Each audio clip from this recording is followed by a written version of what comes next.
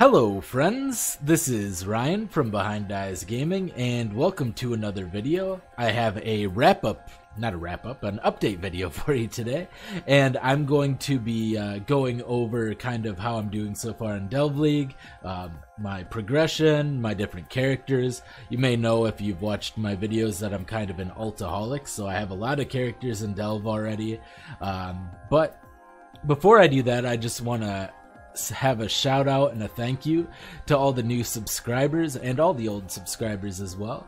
I've gotten like 160 something new subscribers just in the last 3 days. Some of my videos are taking off, and not all the feedback has been positive, but I've tried to take all the constructive feedback I could so I can try to improve my content going forward. So I really appreciate all the comments, all the likes, all the support, and thank you so much for subscribing. Now I'm gonna get into my progress here.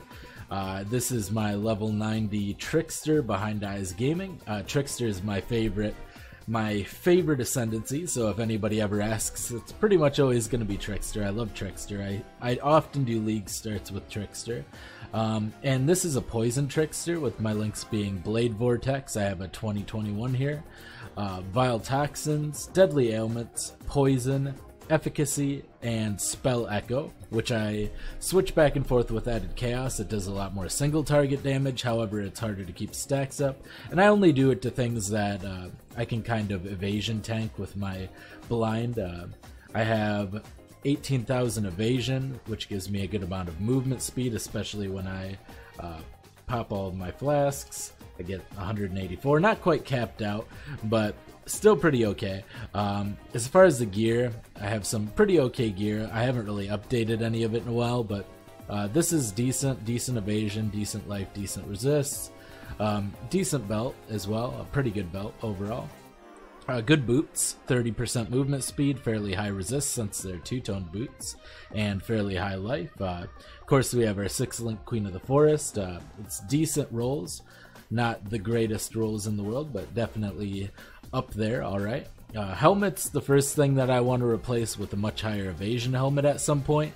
However, this one does have like 130 life, so that's pretty good. Very high evasion shield with 108 life. I got some dex. I don't really need dex, but I guess it gives us evasion. I'm pretty happy with this ring. It's got some resists, it's got evasion, life, mana, and cast speed, and the strength gives more life as well. Very nice. Same thing with this one, high strength, lots of resists, mana as well, and decent. I like the cast speed on my jewelry. And lastly, we got our Beanos. Beanos and Etziri's Promise are pretty much the only mandatory items for this build, and it's done. I'll go over my Atlas progress. It's gotten me all the way up to tier 15. I've done 16 maps, I've done Forge of the Phoenix, but this is not great at boss killing, so I wasn't really able to kill the Phoenix with it. I'll probably have to re-roll to another stronger boss killer than this, or I'll just have to see if I can get a bunch of chaos damage or something on jewelry and really buff up everything. I'm hoping that I'll be able to make that work, but the Atlas is all solo self-found. I haven't bought any maps. I've used like the Horizon Orbs and everything, and I've used Zana, but I only have Zana up to almost level 7, so I'm not able to use her to her full effect. I haven't been buying Zanas or trading Zanas or anything either, so all of that solo self-found. I'm still engaging in trade, but I kind of like doing the progression into the Atlas and that kind of thing, solo self-found. But overall, it's been really fun, really smooth experience with this character. This character is only delved to 220 so far. I'm starting to beeline straight down. I kind of went sideways to get as many of like the currency and general item things like this previously. And I kind of meandered around a lot, around like the 150 or so, but I'm starting to just beeline straight down. I'm not having any troubles with this build in particular in the delves. I haven't really died in delves for the most part, maybe a couple of times, but the delves have been really smooth. The regen from the Trickster, really nice. Just getting the Patient Reaper plus the regen from Beanos is great sustain when there's so much mob density.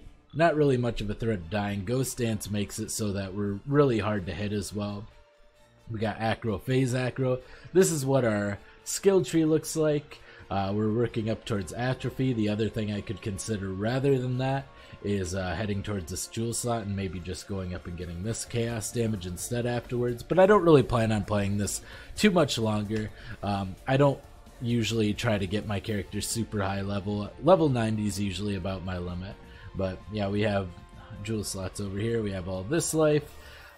Yeah, pretty fun character. I've really enjoyed this, and we got all the poison stuff, of course, as well. So very fun, very interesting, and I will probably, if I do a Blade Vortex character again as a starter or a league starter, I'll probably do LE conversion instead, just because it's got a lot higher damage potential.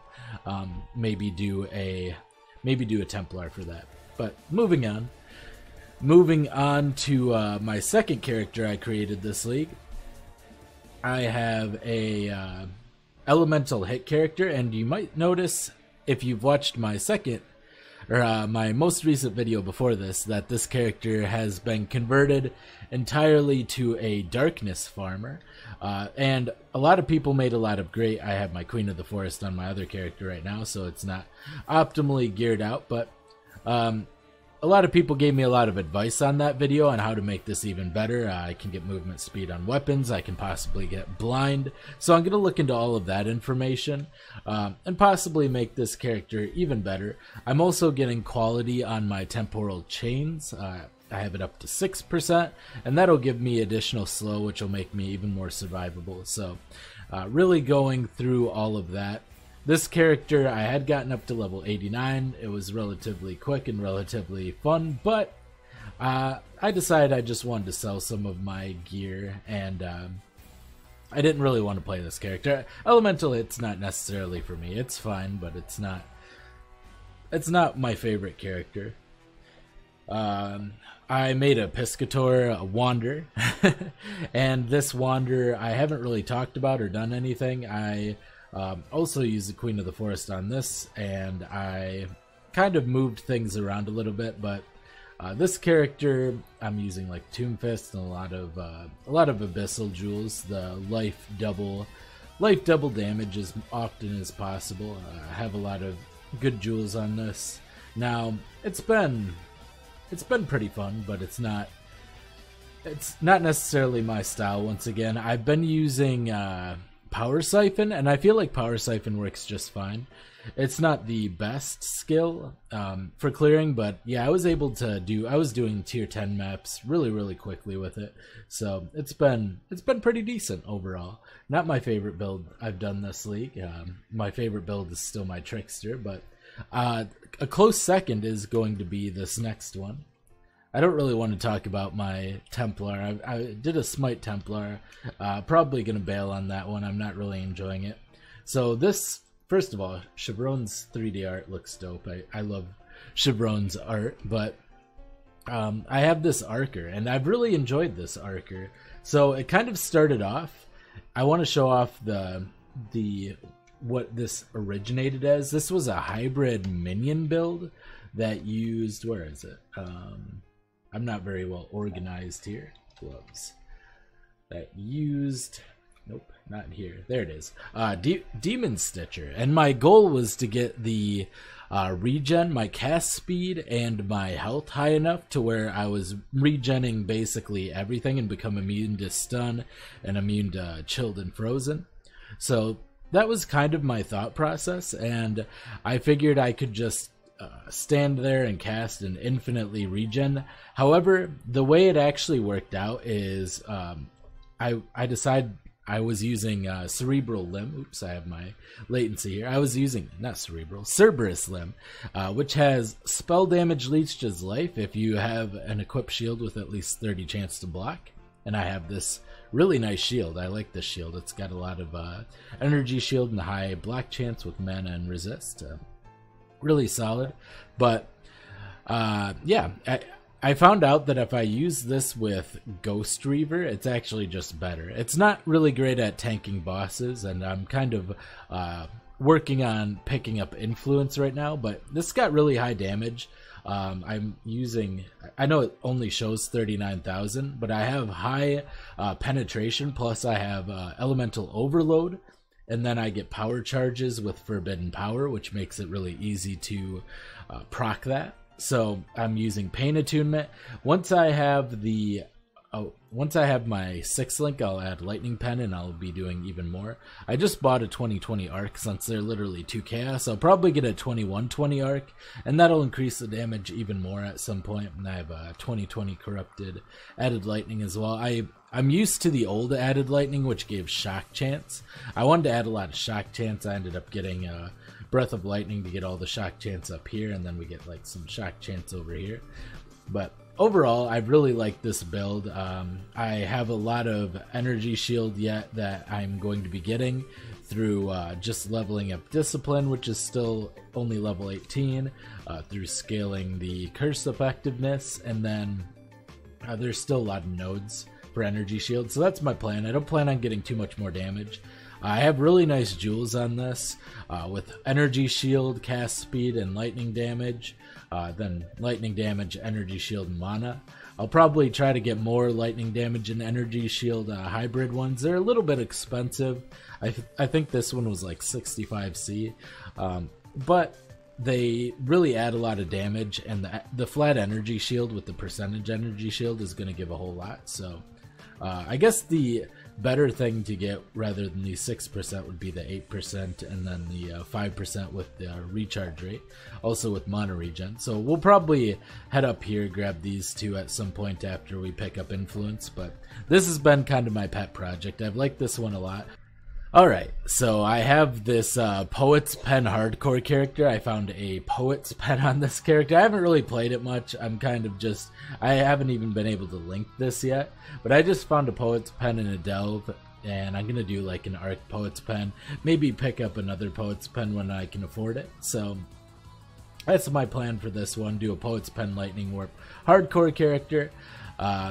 So self-found delve, I have this character which I plan on doing a let's play on the channel. I have the first 2 videos out, and I'll probably do the rest as a live stream. And these are just for an upcoming video, and you'll probably see that video tomorrow. You might know what it is already just by looking at the fact that they're low-level test characters. But then I've been doing solo self-found hardcore. I have an Earthquake character, and I have a Toxic Rain character. Toxic Rain feels extremely powerful.